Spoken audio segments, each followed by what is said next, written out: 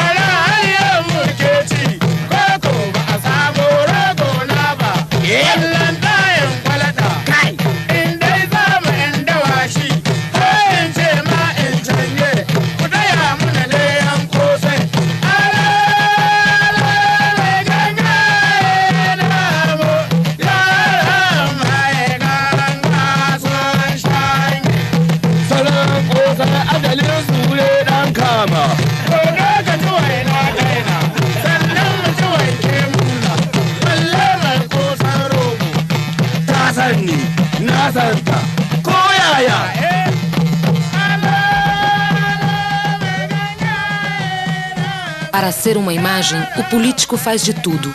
Sempre sorridente ou preocupado, é em todas as instâncias a glorificação do cinismo, da brutalidade e do conformismo. No que a foto não mostra a sua história, tanto pode ser uma suspeita articulação política como uma acumulação de interesses. Como tudo se interliga na política da classe dominante, a imagem tem de passar o equilíbrio do outro para quem vê.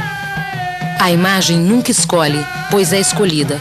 Associada a interesses pouco claros, é sempre submetida à pressão da ideologia dos anunciantes e dos donos de jornais e revistas. Quase sempre iguais, apenas afirmam o funcionamento da máquina política do Estado. E se a máquina política é uma imagem, a imagem passa a fazer parte da manipulação política, onde sutilmente destila ideologias. Dá expressão e princípios à história da hegemonia burguesa. E no que não se pede compreensão à imagem, elas se multiplicam todos os dias pelo mundo. É um modelo americano de informação, onde a imagem fala pela palavra. Como não interessa o saber, a imagem assume a função redutora da ampliação dos poucos conceitos políticos permitidos. E no que reduz e amplia, faz alianças com o Estado. A imagem revela, então, o seu conceito velado de manipulação e prostituição do olhar.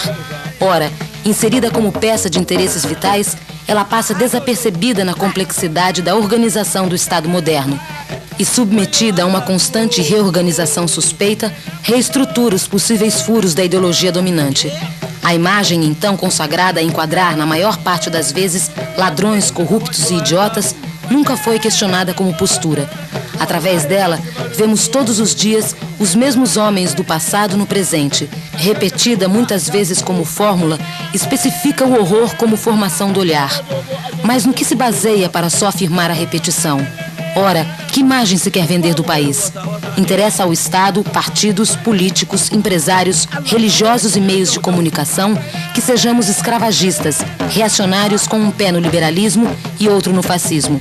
Ou seja, se quer um país capitalista dependente, e a imagem acompanha esse querer.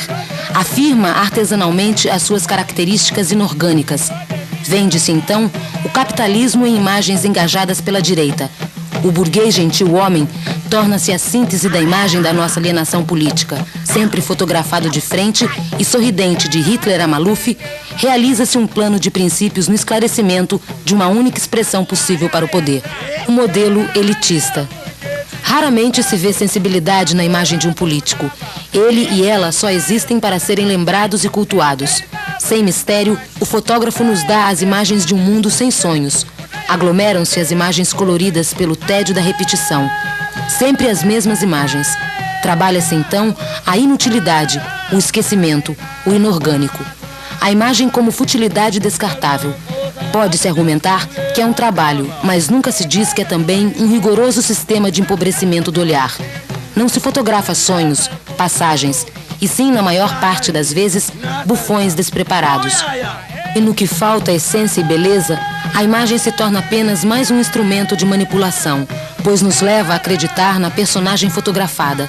Passa então a existir não um desacordo, mas a mera aceitação da imagem, que, uma vez mais, acaba sendo a legitimação velada da ideologia dominante.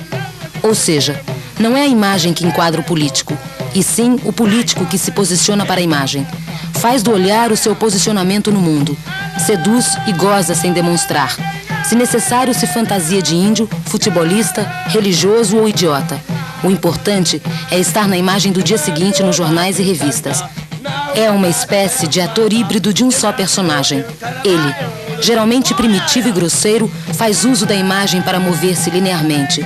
Seu eixo é o poder, seu ideal o sucesso pessoal. Na alegoria das imagens, a ilusão imperial. Quanto mais estranho, mais é fotografado. A imagem serve então como orientação para o poder. E, em caso de sucesso, torna-se não um político mais preparado, mas mais uma imagem sem consistência.